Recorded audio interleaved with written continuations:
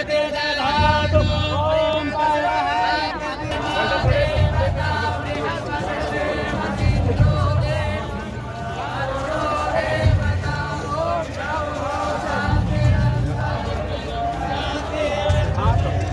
समय पर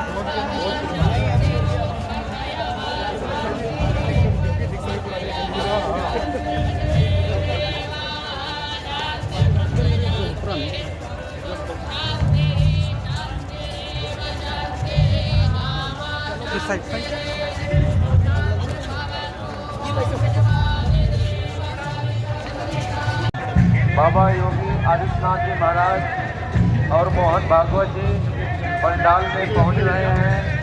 आप सभी महानुभावों से निवेदन है कि अधिक से अधिक संख्या में पंडाल में पहुंचकर उनका स्वागत करें।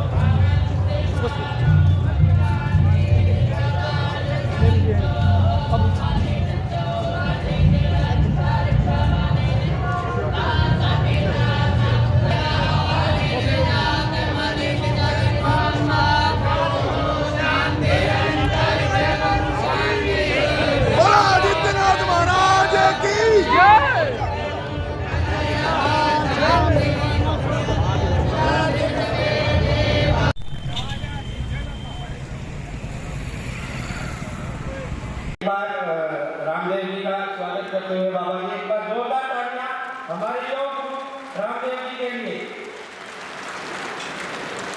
तालियां बजती रही जब तक स्वागत। जोरदार तालियां कृपया पूरा पंडाल स्वागत करें। तालियां बजती रहे। मैंने पहले भी कहा कि ऐसी विभूतियां कभी कभी इकट्ठी होती है, हमें दर्शन करने का मौका मिला, हम साक्षी बने इस पल में। आप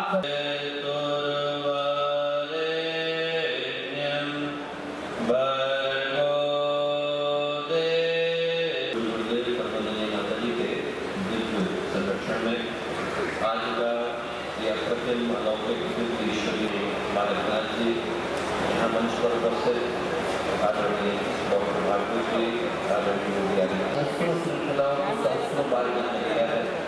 वो पवित्र भूमि जहाँ भगवान शिव के पास से मिलता है, तो मैं इसको अपने जीवन के सबसे महत्वपूर्ण सौभाग्य में से एक मानता हूँ। आदरणीय बाबा बालकनाथ जी जो हम लोग उनके लिए समस्त गायत्री परिवार की ओर से 12 करोड़ आस्थावान समूह जिसको हम गायत्री सौभाग्य न मिला होता तो शायद एक बहुत बड़े सौभाग्य को प्राप्त करने से हमें वंचित रह जाए। आज हमें जो अवसर को महत्व को समझ पाने की स्थिति में है, उस दृष्टि से आज के इस समय का बनाया कि हम लोग उस भारतीयता को हृदय में कहीं एक ही देवी की आराधना करने की आवश्यकता है, उसका नाम है भारत माता। आज के बाद एक ही देवी, आज के बाद एक ही आराधना, आज के बाद एक ही पूजा करने की देवी उनका नाम है भारत माता। और जब मैं इस पवित्र भूमि पर आकर के खड़ा हुआ हूँ तो जो हृदय में संकल्प निकलता है वो एक ही कि हम रहे न रहे भारत का भाग्य पुरुष है। अंगार हार को अर्चना करो रे, अंगार हार को अर्चना करो रे, आंखों की ज्वालाएं विभूतियों को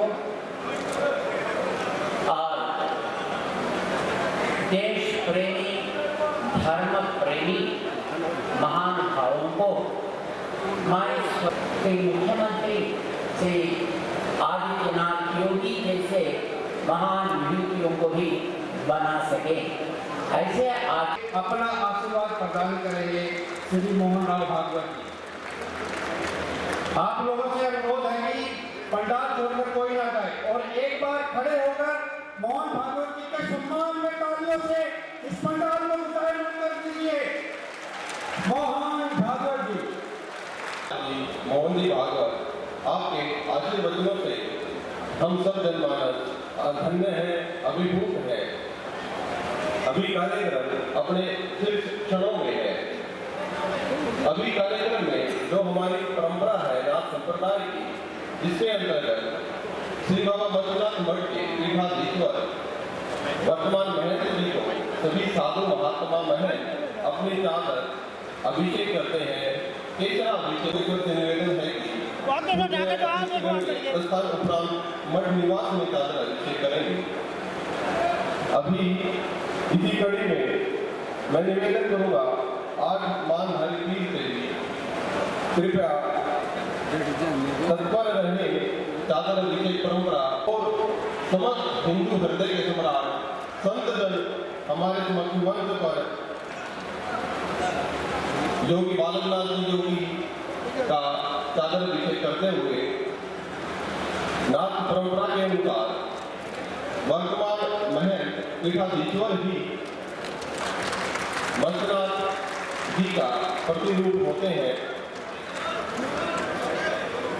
बोलिए बाबा मस्तनाथ जी महाराज की, बालकनाथ जी महाराज की, योगी बालकनाथ जी महाराज की।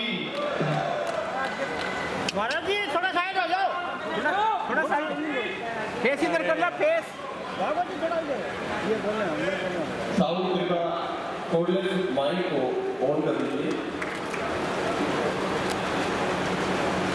अरे वो तो अभी मुख्य अतिथिगण के उपरांत अन्य से सभी संत योगेश्वर से पुनः मन संचालक रुक जाओ भैया। महाराज जी थोड़ा पीछे, थोड़ा पीछे, थोड़ा हमारे थोड़े पीछे महाराज जी थोड़ा महिला करके आशीर्वाद दे रहे हैं और हमारे महंत निर्मलानंद नाथ जी महाराज जी तिलक कर रहे हैं और आदरणीय हमारे श्रद्धेय पूजनीय सरस्वती चालक जी गुड़ खिला करके मुंह मीठा करवा रहे हैं। एक बार जोरदार तालियों से बोले बाबा मस्तनाथ महाराज की, पूज्य बाबा बालकनाथ महाराज की, पूज्य जगन्नाथ जी महाराज की, पूज्य महाराज हमारे शिवनाथ जी महाराज।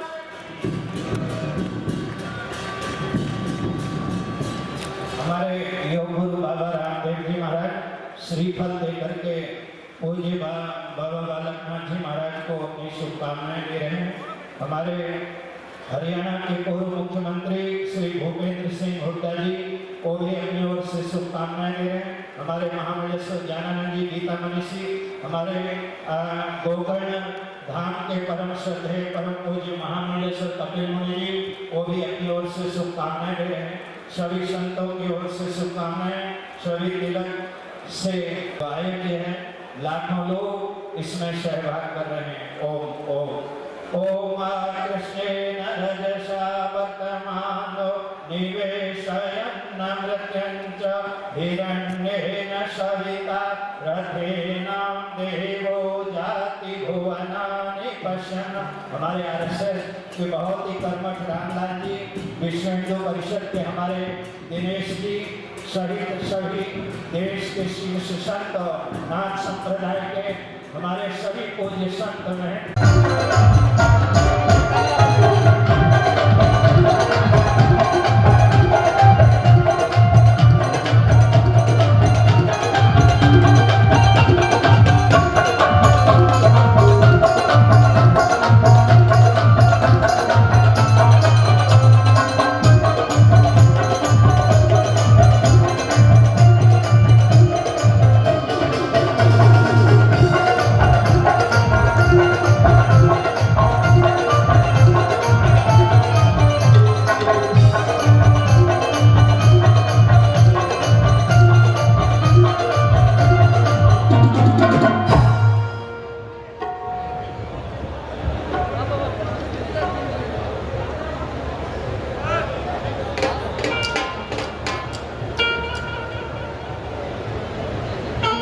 एक बार फिर आपसे अनुरोध की जितने भी श्रद्धालु घूम रहे हैं उनसे बारंबार मेरा अनुरोध है कि वो पंडाल में आएं और यथावत अपना स्नान ग्रहण करें और अभी आपके लिए भजनों का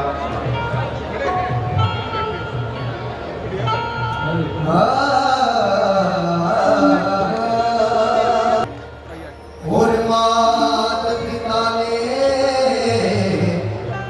जन्म दिया आजा के मेरी जिंदगी का बाबा पहलू बदल जाए हो तेरे आगे आगे बाबा हो रंग निकल जाए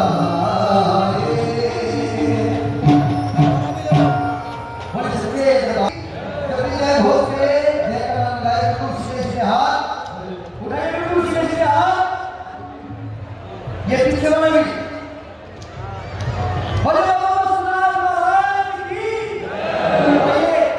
किसके दिल में किसके दिल में की पुनर्स्थापना के कार्य को एकजुट होकर के पूरी मजबूती के साथ स्थापित करना और उस सत्य के ही प्रमुख वाहक के रूप में सदैव सरसंघ चालक जी हम सब के पास हैं, साथ में हैं, जो इन सब में समन्वय के साथ जोड़ने का कार्य कर रहे हैं। इसी समन्वय की एक महत्वपूर्ण धारा है जो आज पूरी दुनिया के लिए आश्चर्य भी है, कौतूहल भी है और उनके लिए एक दिशा भी है। वह दिशा है अयोध्या में श्री राम जन्मभूमि पर भगवान श्री राम के भव्य मंदिर के निर्माण का कार्यक्रम। जिन्हें विश्वास था वे पलायन करते थे, वे भागते थे, भूल करके भी श्री राम जन्मभूमि का नाम नहीं लेना चाहते थे। लेकिन जिन्हें सनातन धर्म की परंपरा पर विश्वास था, या तो धर्मस्व तो जड़ के इस सनातन वाक्य पर विश्वास था, वे लोग इस बात को मानते थे कर्म करना हमारा कार्य है, इसके परिणाम तो विधाता हमें देंगे ही देंगे, इसमें कोई संशय होना ही नहीं चाहिए। और भाइयों बहनों, आपने देखा होगा जो लोगों के लिए असंभव था, आज भारत ने उसे संभव बना दिया है। और सनातन धर्म याद रखना, पूरी दुनिया के अंदर वर्तमान में संघर्ष चल रहा है। कोई अफगानिस्तान से भाग रहा है, कोई यूक्रेन से भाग रहा है, कोई गांजा पट्टी से भी भाग रहा होगा। लेकिन दुनिया के अंदर अगर वास्तव में विश्व शांति की कोई गारंटी हो सकता है, तो विश्व शांति की गारंटी केवल सनातन धर्म हो सकता है और भारत हो सकता है, बाकी कोई और नहीं हो सकता। यही कारण है जब आज दुनिया के अंदर संकट आ रहा है, तो संकट के समय हर देश, हर धर्मावलंबी, दुनिया का हर पीड़ित मानव भारत की तरफ बड़ी आशा भरी निगाहों से देख रहा है। प्रधानमंत्री मोदी जी की ओर बड़ी आशा भरी निगाहों से देख रहा है। उसे विश्वास है भारत ही फिर से, उसके लिए आस बनेगा, भारत ही फिर से विश्वास बनेगा। और भारत की आस और विश्वास के साथ जब भारत की 140 करोड़ की आबादी जुड़ती है, तो यह दुनिया की एक ताकत बनती है, दुनिया की एक ताकत। उस ताकत के साथ हम सबको जुड़ना होगा। आज का इस समारोह उसी अभियान को मजबूती प्रदान करने का एक अभियान है। ये साधना भूमि है, नाथ संप्रदाय के सिद्धों संतों की पवित्र साधना स्थली है।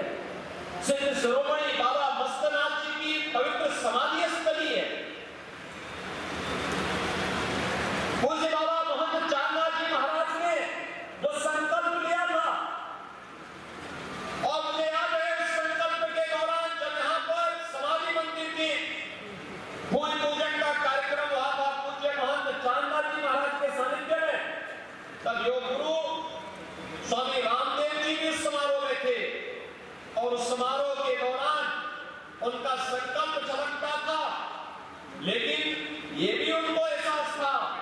कि हो सकता है कि समाधि मंदिर बनते बनते वे भौतिक रूप से नहीं रहेंगे, लेकिन आध्यात्मिक और सूक्ष्म दृष्टि से वे इसका अवलोकन करेंगे।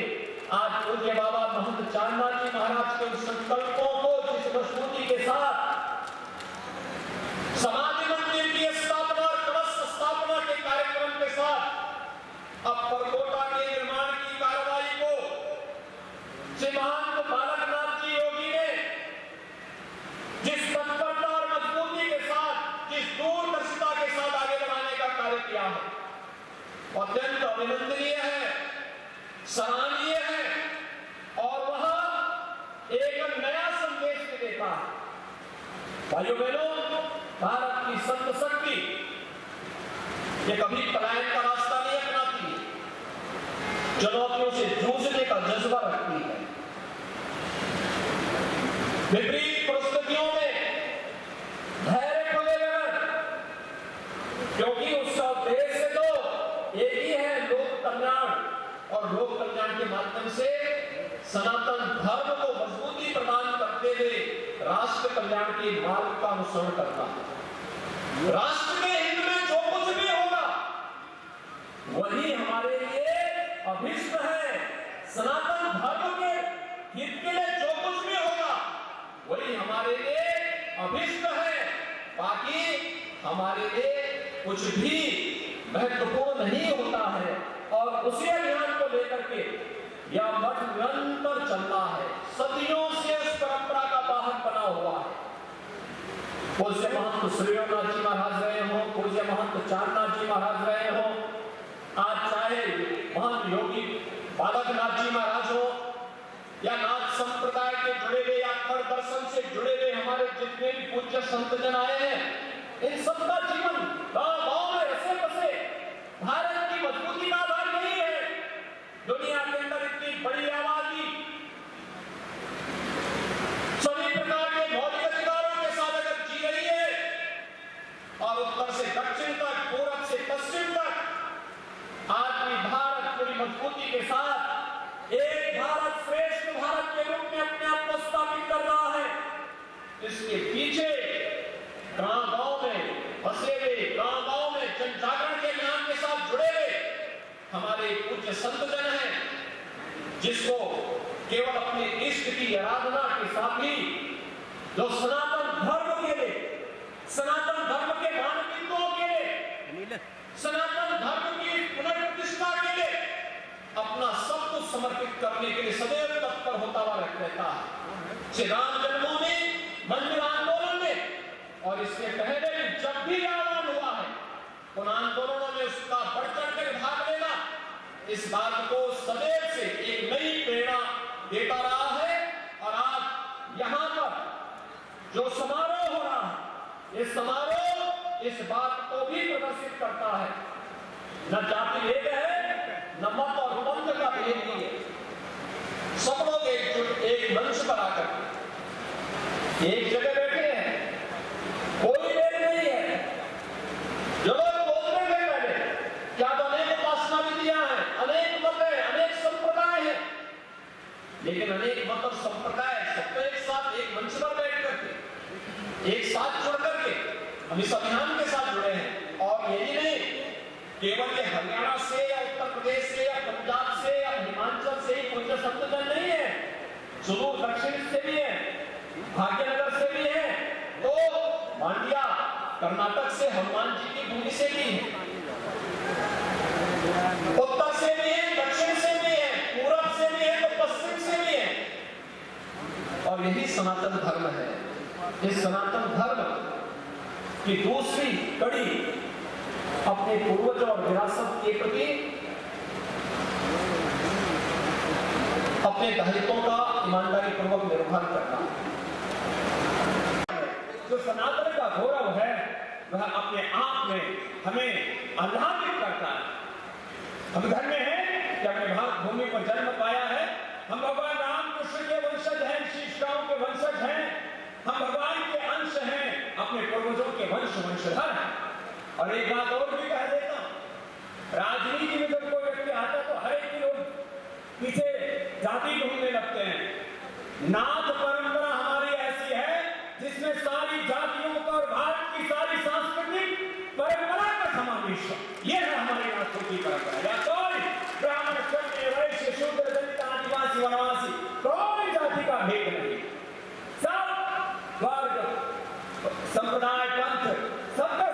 योग है इसमें, ज्ञान योग है, भक्ति योग है, कर्म योग है।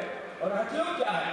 अग्नि सोमात्मक इदं जगत् अकार कीर्ततः सूर्य ठकार चंद्र उच्यते सूर्य चंद्र सूर्य होगा हठ योग निगद्य। तो ऐसी ये नाथ परंपरा जो हमारी सनातन परंपरा की जड़ है, जिसमें सनातन का सार है, वेद दर्शन उपनिषदों का, पुराणों का, ब्राह्मण ग्रंथों का, स्मृतियों का सार है, ऐसे सनातन परंपरा का ये गौरवशाली स्थल अबोहर, और उसमें हमारे इतने श्रद्धेय, इतने पूज्य मनीषी, एक एक का नाम ले तो बहुत लंबी लिस्ट हो जाती है। हमारे इस सनातन परंपरा के उपसभापति पूज्य श्रद्धेय महंत श्री नर हरिनाथ जी योगी जी महाराज जी का एक बार बहुत बहुत अभिनंदन है। अभिनंदन है हमारे पूज्य स्वामी धर्मदेव जी महाराज जी का, चिन्मय पांडे जी जो हमारे गायत्री परिवार पूरे देश और विश्व में हमारे गायत्री माता वेद माता का हमारी सनातन संस्कृति का एक बहुत बड़ा एक संस्थान है। हमारे पूज्य उसके पूज्य चिन्मय पांडे जी अपने यहाँ पर हैं। हमारे पूज्य स्वामी हरिचेतनानंद महाराज जी को आपने सुना, पूज्य ज्ञानानंद जी महाराज जी जो हमारे गीता से लेकर के अपने सनातन संस्कृति का गौरववर्धन पूरे विश्व में कर रहे हैं। पूज्य चिदानंद जी महाराज जो हमारे सनातन का गौरव पूरे विश्व में फैला रहे हैं। ये जो त्रिदंडी स्वामी जी महाराज आए, चिन्नाजीवर स्वामी जी, ये जो डंडा ले रखा है धर्मदंड, और इन्होंने स्टैचू ऑफ इक्वलिटी हमारे रामानुजाचार्य जिन्होंने कोई जाति पंथ का भेद नहीं रखा, हम सब के और सब हमारे पूज्य महाराज श्री ने बहुत बड़ा यशस्वी कार्य किया। एक एक महापुरुष यहाँ बंदे, एक बार सबका जोरदार अभिनंदन है यहाँ पर जितने भी महापुरुष और हमारे संत परंपरा, हमारे नाथ परंपरा के गौरव पूज्य योगी आदित्यनाथ जी महाराज जी, पूज्य बालकनाथ जी महाराज जी, मैं हमारे नाथ परंपरा के ये सूरज और चांद की तरह हठ योग दोनों यहाँ पर ठकार चंद्र यहाँ पर है। और हमारी इस हिंदू सनातन संस्कृति के शिखर पुरोधा पूजनीय श्रद्धेय श्री मोहन भागवत जी का एक बार जोरदार अभिनंदन है। वो हम सबको इस सनातन के गौरव का बोध ही नहीं करवा रहे, उस सनातन धर्म को युग धर्म के रूप में प्रतिष्ठापित करने के लिए अहर्निश पुरुषार्थ करते हैं। एक बात त्याग और बलिदान की, सेवा की, साधना की, राष्ट्र धर्म सर्वोपरि की बात बड़ी परंपरा संघ की है, उसका प्रतिनिधित्व कर रहे हैं हमारे आदरणीय श्री रामलाल जी से लेकर के कितने महापुरुष यहाँ पर मंच पर हैं। इन सब महापुरुषों को वंदन करता हूँ। मैं सुबह 3:30 बजे उठ जाता हूँ, अपने योग साधना करके पुणे 5 बजे रोज 4-5 किलोमीटर दौड़ता हूँ। मेरा इरादा है कि मैं 80 साल तक, 100 साल तक दौड़ता रहूं और 150 साल तक भारत माता की सेवा करूं। मैं चाहता हूं कि 100 साल तक मैं बूढ़ा ना हो। मुझसे बाबा उम्र कितनी हो गई? मैंने कहा 55 के बाद बचपन में पहुंच गए। लेकिन ऐसा लगता है कभी बायोलॉजिकल एज तो 25 जैसी है, तो आप लोग भी ऐसे ही रहो, योग करो, कर्मयोग करो। 18 घंटा जिसके लिए देश पुरुषार्थ करना शुरू कर देगा, उस दिन भारत विश्व का सिरमौर बन जाएगा और सनातन धर्म का गौरव पूरी दुनिया में छाएगा। भारत विश्व की सबसे बड़ी आर्थिक, आध्यात्मिक, सांस्कृतिक, सामाजिक, सामरिक महाशक्ति बने पूरी दुनिया में। कहीं हिंदू का दौर चल रहा है, कहीं आप संघर्ष कर रहे हैं। इजराइल और हमास से लेकर के यूक्रेन और रशिया से लेकर के और कभी भी पूरी दुनिया में कैसे विश्व युद्ध का संघर्ष हो सकता है। लेकिन भारत वो देश है जिसने दुनिया को युद्ध नहीं, पूरी दुनिया को योग दिया होगा, पूरी दुनिया को रामी भी, पूरी दुनिया को भारत से बहुत प्रेरणा मिल रही है। और उसमें हम सबको विश्व के सच्चे वंशधरों के रूप में अपने अपने कर्तव्यों का निर्वहन करते हुए और एक परम वैभवशाली भारत कैसा बनाना है, उस संकल्प के लिए आप यहाँ पर आए हैं। अपनी सनातन की गौरव की प्रतिष्ठा यहाँ पर देख करके पूज्य चांदनाथ जी महाराज जी की प्रतिमा का आज अनावरण हुआ और बाबा मत्स्यनाथ जी महाराज जी की गौरवशाली परंपरा का मत्स्यनाथ समाधि का यह जो जीवंत दर्शन इतने दिव्य और भव्य स्वरूप में हुआ, यह हम सब के लिए गौरव है कि हम सबको कुछ ऐसा करना है जिससे हमारी ये नाथ परंपरा, हमारी ये सनातन परंपरा, हमारी वेद परंपरा, हमारी ऋषि ऋषिकाओं की पावनी परंपरा फिर से गौरव को प्राप्त हो। इसके लिए सब संकल्पित होकर के जाएंगे। आज जितने महापुरुष आए हैं, इनके एक एक शब्द को शब्द ब्रह्म मान करके और अपने को विश्व का वंशधर के रूप में अपने आप को तैयार करके दोबारा से पुरुषार्थ करना है। अभी 2047 की हमें प्रतीक्षा नहीं करनी कि 2047 को तक भारत को विश्व की सबसे बड़ी आर्थिक, सामाजिक, राजनीतिक महाशक्ति के रूप में प्रतिष्ठापित करना है। हम सब प्रचंड पुरुषार्थ करें तो 2035 तक ही हम भारत को विश्व की महाशक्ति के रूप में खड़ा कर सकते हैं। जो सामर्थ्य आप में है वो आपकी भुजाओं में बल है। ऐसे ही आप करेंगे इस विश्वास के साथ, क्योंकि आज हम सब कोई भाषण देने नहीं आए, या तो कह दिया गया इसलिए हम मंच से थोड़ा प्रबोधन दे रहे हैं। इतने संत महापुरुष हमारी नाथ परंपरा कितनी गौरवशाली, हजारों हमारे नाथ परंपरा के इतने महापुरुष यहाँ पर बैठे हैं। मंच के नीचे भी है, मंच के ऊपर भी है। और मात्र नाथ परंपरा नहीं, भारत की सारी सांस्कृतिक परंपरा को, सांस्कृतिक साम्राज्य ऐसा होता है जैसे हमारे पूज्य हरिकेतनाथ जी महाराज जी यहाँ से कह रहे थे, आर्थिक और राजनीतिक साम्राज्य बनते बिगड़ते रहते हैं, यदि कोई सच्चा साम्राज्य है तो वह सांस्कृतिक साम्राज्य, और सांस्कृतिक साम्राज्य की जड़ें इस स्थल से जुड़ी हुई है। ऐसे हमारी ये पावनी परंपरा का मठ हमारा मत्स्यनाथ बाबा जी का मठ है। हमारे एक उधर उत्तर भारत में, सुदूर उत्तर में, उधर नेपाल से सटता हुआ पूरा नेपाल की नाथ परंपरा को बहुत गौरव देता। वहां का राजा भी वहां आकर के प्रणाम किया करता था। ऐसे गोरखपीठेश्वर हमारे पूज्य योगी चानक जी महाराज जी हैं, जैसे उन्होंने, मैंने हमारे योगी आदित्यनाथ जी महाराज जी के गुरु जी को भी देखा है, उनके भी सेवा का, उनके दर्शन का सौभाग्य हमको मिला। अब हमारे दो नाथ एक साथ हैं। अब जब इतने बड़े बड़े नाथ हमारे साथ हैं तो भारत का नाथ कैसे हो सकता है? तो इसलिए सनातन की चिंता नहीं, उस सनातन के साथ हमको रहना है। ये सनातन भारत के साथ एकरूप है। योगी अरविंद कहते हैं कि भगवान श्री कृष्ण ने प्रत्यक्ष दर्शन देकर कारागृह में उनको बताया कि सनातन धर्म यानी हिंदू धर्म यानी हिंदुस्तान बड़ा इसलिए होता है कि सनातन धर्म का उत्थान है।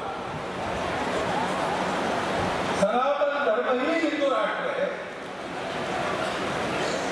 ये अपने राष्ट्र के साथ एक रूप है। अपनी सारी संस्कृति उसी सनातन पर आधारित है, अपने धर्म के सारे मूल्य उसी सनातन पर आधारित है। सुनो, और उस सनातन का एक छोटा सा चित्र यहाँ पर विद्यमान है। भारतीय मत संप्रदायों का वो सुनो, किसी एक दिन एक ही मंच पर जितना अधिकतम प्रतिनिधित्व हो सकता है यहाँ पर है। इतने संप्रदाय है कि सबके सब किसी एक दिन एक जगह लाना ये कठिन बात है,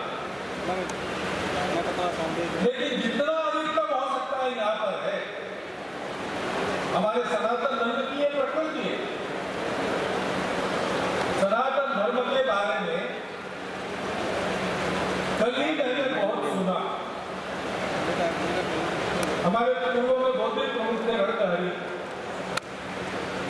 उन्होंने अथर्ववेद के पृथ्वी सूक्त पर एक अंग्रेजी भाषा में कमेंटरी लिखी, समालोचना लिखी। उसका हिंदी में भाषांतर हुआ, दोनों का लोकार्पण। तो उसमें विद्वानों के जो वक्तव्य हुए पृथ्वी सूक्त के बारे में मैंने सुने।